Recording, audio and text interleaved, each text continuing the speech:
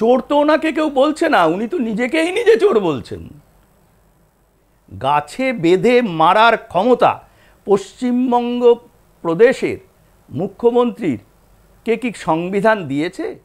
42টা আসনে কন্টেস্ট করে উনি প্রধানমন্ত্রী হওয়ার খোয়াব দেখলেন কি করে? ওনাকে কে প্রধানমন্ত্রী মানবে? রতনে রতন চেনে, শুয়োরে চেনে কচুবন। উনি কিন্তু মানসিকভাবে অসুস্থ, যেটাকে আমরা আমাদের ডাক্তারি পরিভাষায় মেগালোম্যানিয়া বলি। আইনের দিক থেকে ঠিকই আছে, কিন্তু এখানে একটা জিনিস তোমাকে বুঝতে হবে, যে পায়ের তলা থেকে মাটিটা সরে যাচ্ছে, রাজনৈতিক জমি তিনি হারাচ্ছেন তার নিজের এবং তার দলের কৃতকর্মের জন্য, এবং সেই জমি হারানোর জন্য যে তাড়না, যে ভীতি, সেই ভীতি থেকে এই হুমকিগুলো আসছে। প্রথমত হচ্ছে যে রাস্তায় মানুষ, সাধারণ মানুষ তৃণমূলকে কি বলছে। আজকে কোন দলের রাজ্য নেতা মন্ত্রী জেলে আছে, উনি বীরভূমের বীর বলে ওনার প্রিয় কেষ্ট, তার বিরুদ্ধে কত কিছু সিবিআই ইডি লাগানো হয়েছে, দেখে নেব, অনেক কিছু করলেন। তারপরে তো সুপ্রিম কোর্ট উনি কথায় কথায় চলে যান, সেসব করলেন। কিন্তু সেই বীরভূমের বীর এখন কম্বল গায়ে তিহার জেলে দিন কাটাচ্ছে।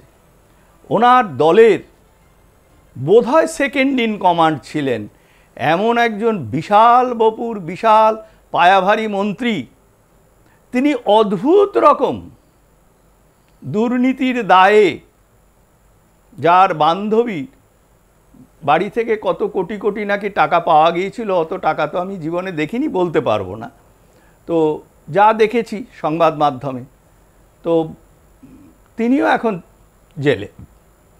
তার খাদ্যমন্ত্রী, যার নিকনেমে ডাকা হতো, তিনি রেশনের চাল চুরি করে জেলের ভাত খাচ্ছেন। তো এগুলোতে উনি তো যে গেছেন, উনি তো সুপ্রিম কোর্ট অবধি লড়াই করেছেন, ভাইপোকে বাঁচাতে উনি মাঝে মাঝেই সুপ্রিম কোর্ট ছোটেন।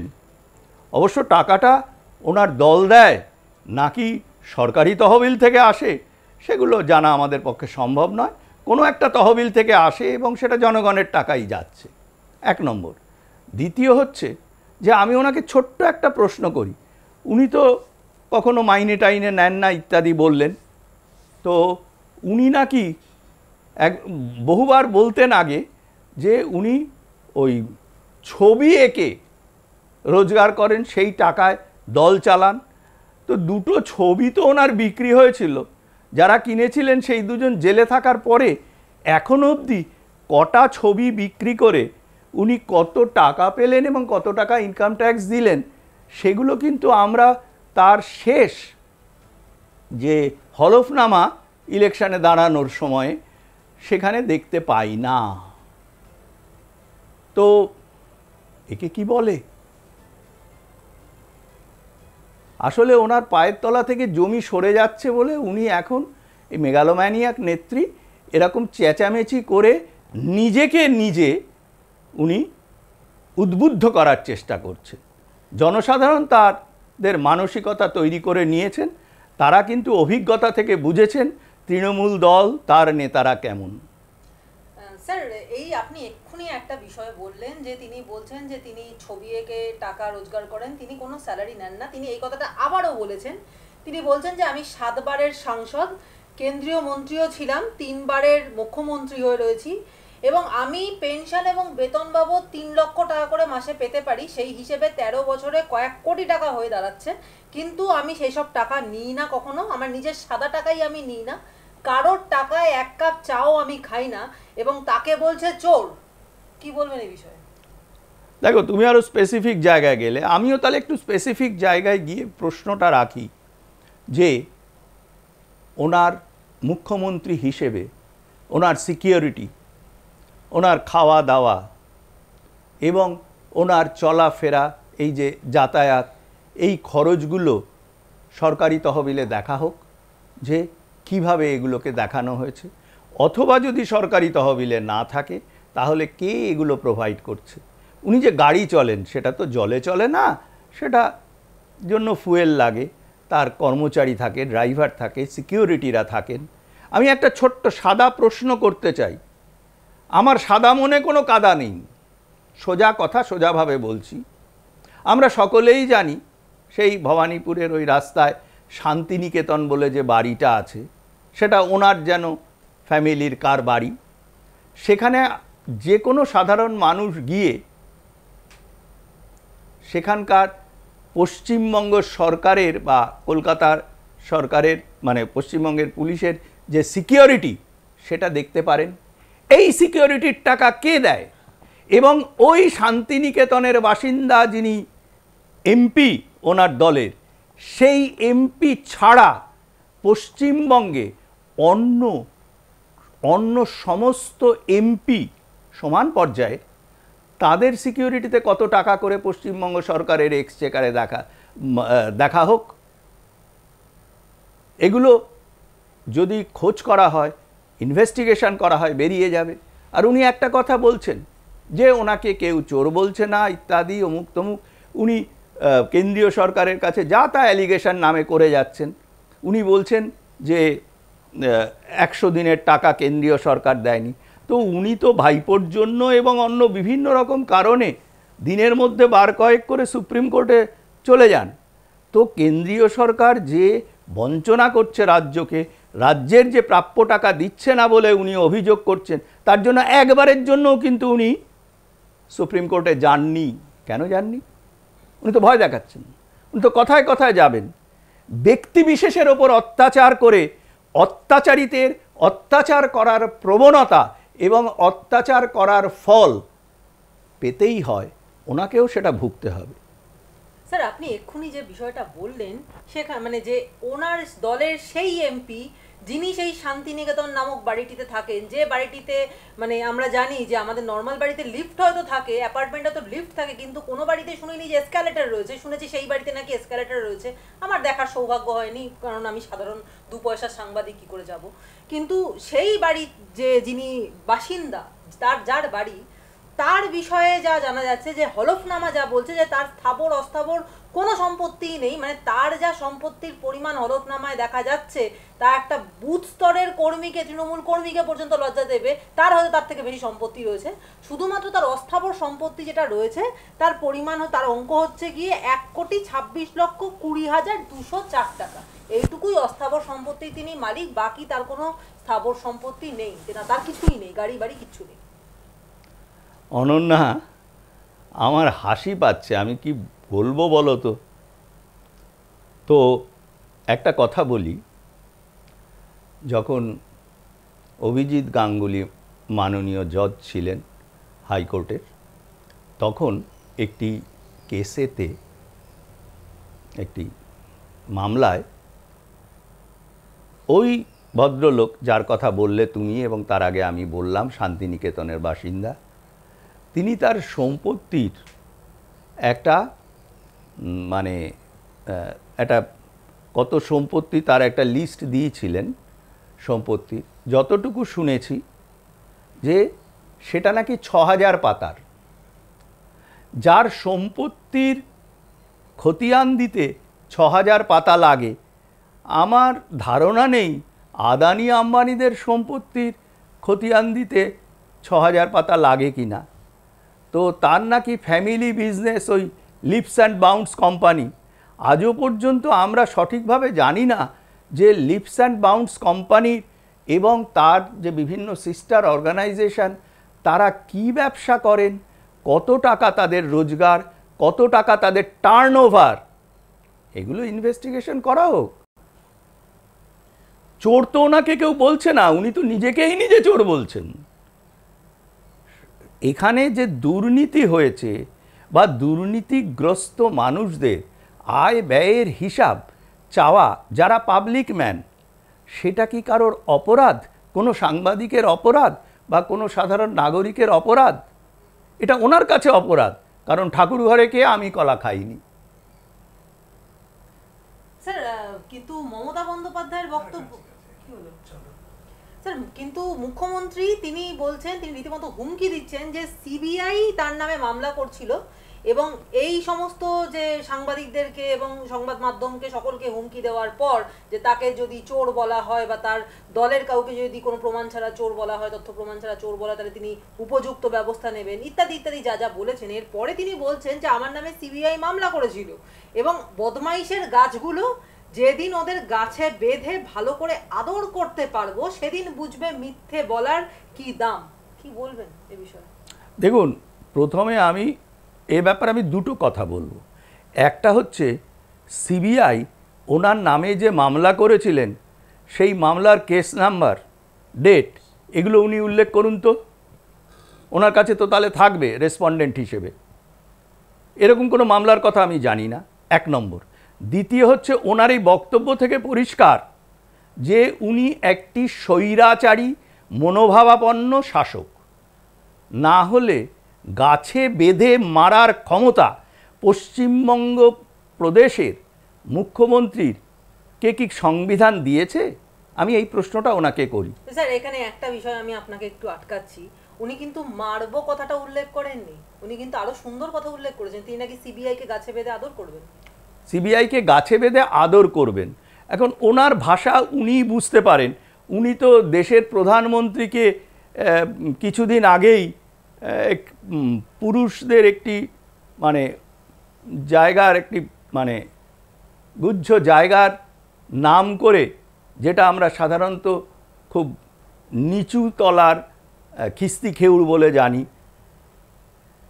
সেই সম্বোধন করেছিলেন। তো এসব মানুষের কথার কি জবাব দেব বলুন তো? আমরা সমাজে অন্তত আমাকে শুধু দেশে নয় বিদেশেও মানুষ ভদ্রলোক বলেই জানে। এইসব বিলো দ্য বেল্ট কথার জবাব হয় না, এক নম্বর।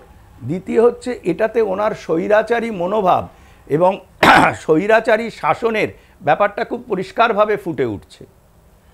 স্যার আপনি যেই এই কথাটা বললেন যে বিলো দ্য বেল্ট কথার কোনো উত্তর হয় না, সেই প্রসঙ্গেই আমার আরেকটা প্রশ্ন করতে ইচ্ছে করলো যে আমরা বারবার দেখেছি আপনি যেখানে বলছেন যে একটা অত্যন্ত জঘন্য একটা মানে প্রাদেশিক কথা, আমি খিস্তি কথাটাও বলতে পারছি না, প্রাদেশিক একটা ল্যাঙ্গুয়েজ ইউজ করছেন যেটা সাধারণত আমরা মজুর টজুর এরকম মানে নিচু শ্রেণীর লোকজনকেই ব্যবহার করতে শুনি, এলিট ক্লাসের লোককে কখনো আমরা বলতে শুনি না। সেখানে দাঁড়িয়ে একজন মুখ্যমন্ত্রী ওপেন একটা সভাতে, একটা নির্বাচনী সভায় মঞ্চে দাঁড়িয়ে দেশের প্রধানমন্ত্রীর নামে এই কথা বলছেন, তার নাম করে এরকম খিস্তি কেউ করছেন বা এই ধরনের প্রাদেশিক ভাষার ব্যবহার করছেন। এবং এর আগেও আমরা দেখেছি যে মুখ্যমন্ত্রী বলছেন যে প্রধানমন্ত্রী নাকি কোমরে দড়ি পরিয়ে হিড় করে টানতে টানতে নিয়ে আসবেন, এবং ঠিক এই মানে বিলো দ্য বেল্ট হিট করতে করতে তিনি আবারও একটা এমন কথা বললেন যে তুই তোকারি করে সম্বোধন, সেটাও তো প্রায়ই দেখেছি। তিনি আবারও বললেন যে পিএম কেয়ার ফান্ডে কত কোটি ঝেড়েছিস, কেউ যদি মনে করে সরকার থেকে 20,000 কোটি তুলবো সেটা কোনো ব্যাপার, আমরা ওই রাজনীতি করি না, এই কথা বলছেন মুখ্যমন্ত্রী। এবং তার আগে শুরুতেই কিন্তু নাম না করে প্রধানমন্ত্রীকে আবার সেই বিলো দ্য বেল্টই হিট করছেন। কি বলবেন?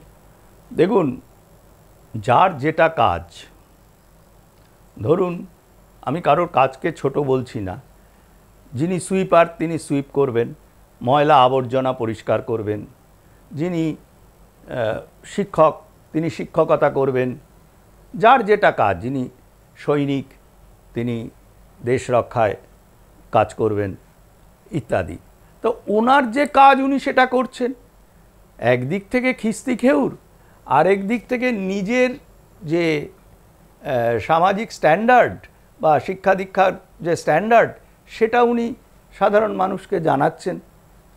দেখুন, আমি আপনাকে তোমাকে একটা কথা বলি, কেউ যদি অনেক সময় আমরা দেখতাম আগে, আজকাল অনেক আরও খারাপ গালাগাল দেওয়া হয় সময়ের সঙ্গে সঙ্গে, যে কোনো একটি জন্তু বিশেষের সন্তান বলে সম্বোধন করা হচ্ছে, তো সেটা যদি তুমি রাস্তায় শোনো যে একজন আরেকজনকে বলছে, যাকে বলছে তাকে কি ওই জন্তু বিশেষের সন্তানের মতো মুখ হিসেবে কল্পনা করো, না যে বলছে তাকে তুমি একটু ভুরু কুচকাও, একটু নিচু চোখে দেখো? ওনার সে বোধটা নেই যে জনসাধারণ এটাকে কিভাবে নিচ্ছে।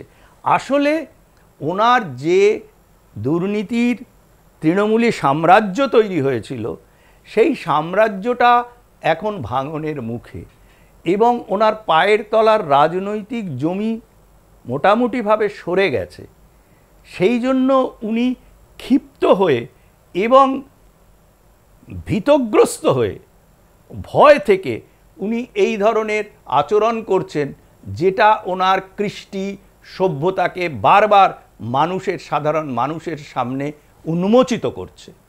আমাদের মুখ্যমন্ত্রী তিনি মানে এই প্রেডিকশন করছেন যে এবারে মোদিজি হেরে যাবেন, কিন্তু আমরা যতদূর দেখতে পেয়েছি যে ভোটের আগে যখন যারা ভোট কুশলী তারা যখন এই নিয়ে গণনা করেছেন, তখন আমরা সেই সমীক্ষাতে দেখতে পেয়েছি যে সারা ভারত জুড়ে, যদিও মোদিজি বলেছেন আপকি বার 400 পার, কিন্তু সেখানে তারপরেও আমরা দেখেছি যে সারা ভারত জুড়ে বিজেপির ভোট পাবে মোটামুটি 370-এর কাছাকাছি।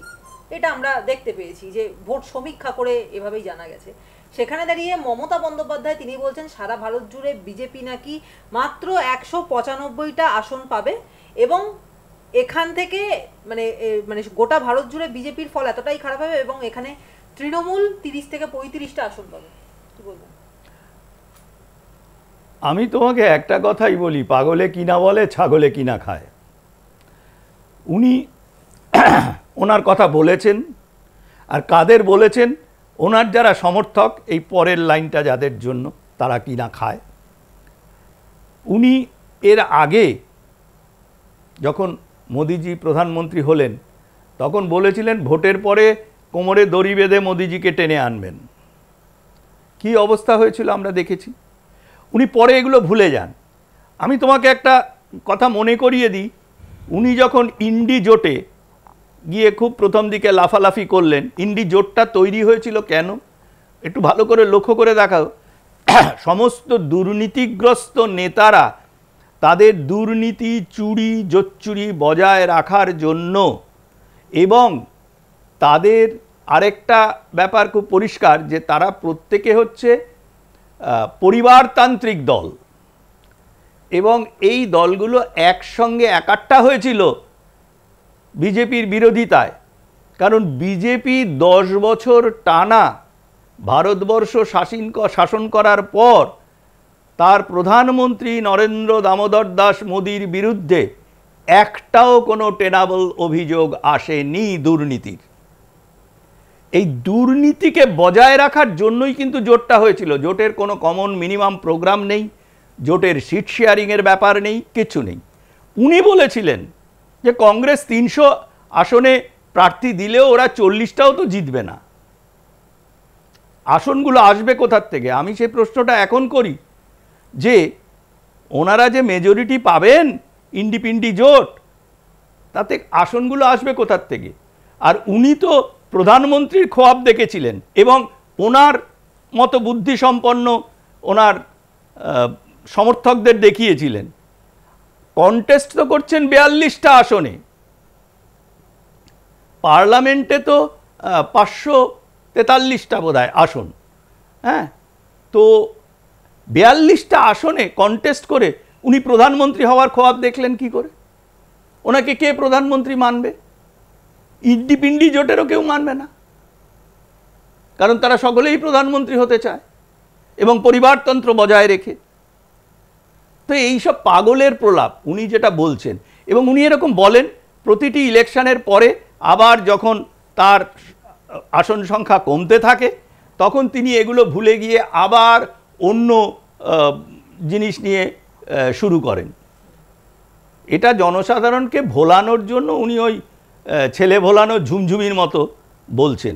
এই কথাগুলোর কোনো গুরুত্ব নেই। স্যার, আপনি এক্ষুনি বললেন যে এখানে যে বাংলায় 42টি আসন, সেইখানে জিতে তিনি মুখ্যমন্ত্রী থেকে ভারতের প্রধানমন্ত্রী হওয়ার খোয়াব দেখছেন, কিন্তু তার এই খোয়াব দেখাটা কি খুব ভুল? তার কারণ তাকে তো এই খোয়াব দেখতে উস্কাচ্ছেন এক সময়কার খুব নাম করা একজন সাংবাদিক, এবং তিনি বারবার সেই দলে, একবার দলে আসছেন, একবার দল থেকে বেরিয়ে যাচ্ছেন, এই কাণ্ড তিনি বারবার করছেন, যার নাম কুণাল ঘোষ।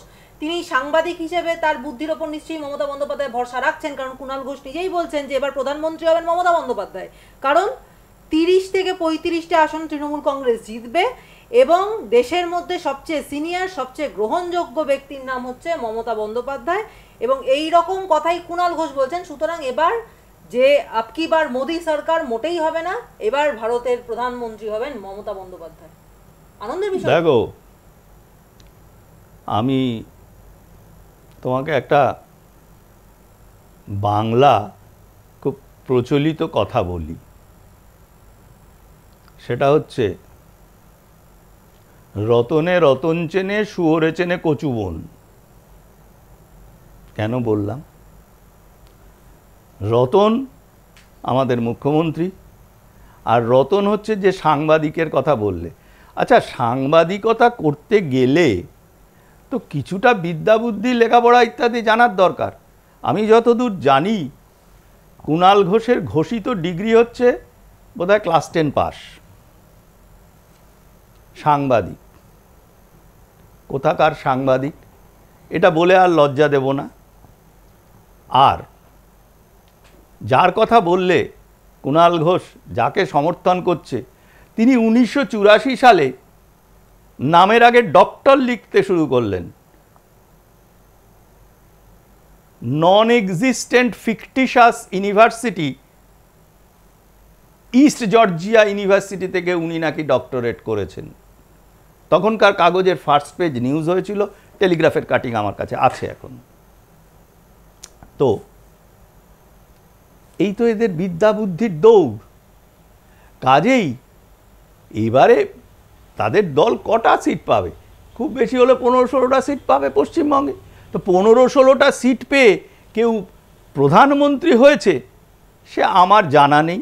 রাজীব গান্ধী একবার চন্দ্রশেখরকে বোধহয় কয়েকদিনের জন্য করেছিল, তারপরে চন্দ্রশেখরের থেকে তিনি সমর্থন তুলে নিলেন। কেন? যে রাজীব গান্ধীর বাড়ির সামনে নাকি 2টো কনস্টেবল দাঁড়িয়েছিল। তো এই রকম পাগল ছাগলের চিন্তাধারা যে 15-16টা এমপি নিয়ে প্রধানমন্ত্রী হবেন। উনি প্রধানমন্ত্রী কেন? উনি আমেরিকার প্রেসিডেন্টও হতে পারেন, উনি রাশিয়ার প্রেসিডেন্টও হতে পারেন, অসুবিধের কি আছে? মানুষ তো কল্পনায় অনেক কিছু করতে পারে। আর ওই যার কথা বললে সে কি ঘোষ, সেই মাধ্যমিক পাস সাংবাদিক, হ্যাঁ, বিশাল সাংবাদিক নাকি, তারাও জানে যে কি ধরনের তেল কাকে দিতে হয়। যাকে একদম ক্রুড তেল দিয়ে অবাস্তবভাবে যাকে ফুলিয়ে গ্যাস বেলুন তৈরি করতে হবে, হ্যাঁ, সেই রকম বুদ্ধির লোককে সেই রকম গ্যাসই দেওয়া হয় আর কি। মুখ্যমন্ত্রী সিবিআই এর বিরুদ্ধেও তাহলে মানহানি মামলা করতে শুরু করে দেবেন? মানে তাহলে পিছপা হবেন না? যে আমাদেরকে তো হুমকি দিয়েছেন। আমি তোমাকে একটা কথা বলেছি, আমি ওনাকে যতদূর পর্যালোচনা করেছি উনি কিন্তু মানসিকভাবে অসুস্থ, যেটাকে আমরা আমাদের ডাক্তারি পরিভাষায় মেগালোম্যানিয়া বলি। এই মেগালোম্যানিয়াক মানুষরা না নিজেদেরকে লার্জার দ্যান লাইফ সবসময়ই ভাবেন, এবং তারা সবসময় একটা হ্যালুসিনেশন ফ্যান্টাসির জগতে থাকেন এবং নিজেকে সেই জায়গার একেবারে মানে সপ্তম স্তরে হাইয়েস্ট লেভেলে নিয়ে যান। কাজেই এমতাবস্থায় উনি অনেক কিছু বলতে পারেন যেগুলোকে সাদা কথায় বা সাদা বুদ্ধিতে পাগলের প্রলাপ বলে মনে হয়। তো সেই পাগলের প্রলাপের তো কোনো জবাব হয় না, 1 নম্বর। দ্বিতীয় হচ্ছে যে এই যে তুমি বললে যে পুরো ক্যাবিনেটকে নিয়ে জিজ্ঞাসাবাদ করতে পারে, সিবিআইয়ের সে ক্ষমতা দেওয়া হয়েছে এবং চিফ সেক্রেটারিকে তো নিতেই পারে। তো টেকনিক্যালি তোমাকে একটা কথা বলি, আমার এক বন্ধু ছিল, এখন রিটায়ার করেছে, হাইকোর্ট জজ। সে একবার একটা গল্পের ছলে বলেছিল যে হাইকোর্ট জজ একটি মানে বাড়িতে জজ আছেন, জজের বাড়ি, সেখানে একজন চুরি করে পালাচ্ছে। তো তার বাড়ি থেকে চুরি করে পালাচ্ছে, জজ চেঁচাচ্ছেন, পকড়ো পকড়ো অ্যালেজড থিপ, অ্যালেজড থিপ। আমরা বলি কি চোর চোর, ধরো ধরো, উনি অ্যালেজড থিপ বলবেন। কারণ কি, যতক্ষণ অবধি পানিশমেন্ট না হয় ততক্ষণ অবধি একজন মানুষ কিন্তু অ্যালেজড ক্রিমিনাল। সেই হিসেবে যতক্ষণ অবধি পানিশমেন্ট না হবে ততক্ষণ অবধি তুমি কাউকে কনফার্মড ক্রিমিনাল বলতে পারবে না। কিন্তু মনে রাখবে যে পাবলিক লাইফে যারা থাকেন, যারা মন্ত্রী শান্ত্রী বিভিন্ন দলের নেতা, সেই পাবলিক লাইফের লোকেদের গায়ে কিন্তু এই কাদা লাগবেই, এবং এই দুর্নীতিতে তারা জড়িত থাকলে তাদের গায়ের কলঙ্ক জীবনেও মুছবে না।